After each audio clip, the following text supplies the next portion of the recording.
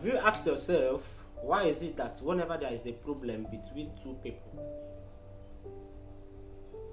and if yawa don gas as a result of that problem,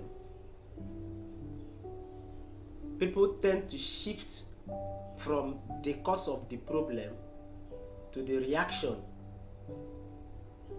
which the cause of the problem has generated. Say two people are having issue here,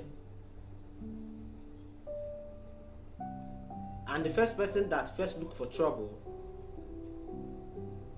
slapped the other person, another person retaliated. Then all of a sudden, the person that first looked for trouble is now looking for a solace, called police on the person that slapped her. And then the society will now forget about the originator of the problem and what triggered the reaction. And you see that the whole judgment will not be on the reaction. Nobody is talking about the action again, and this is the error that has been consistent in our society. But if nobody is going to talk about it, I'm going to talk about it, because this thing has become common, that people tend to shift away from the cause of the problem into judging the reaction. In physics, they have taught us that action and reaction are equal and opposite. So I'm not going to be a partaker of the people that jump to judge the reaction of a problem. I would like to know the genesis of the problem. What was the action that triggered the reaction? That is where my interest is. But you see, in our society today, most people, especially the female gender, tend to shift away from the real action, and all of a sudden now it is now the reaction that is the talk of the town.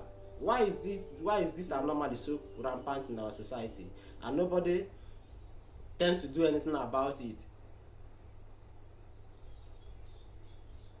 If you are very familiar with what I have just narrated, I would love you to share your opinion in the comment section and tell me what you feel about this whole issue of leaving the action and judging the reaction.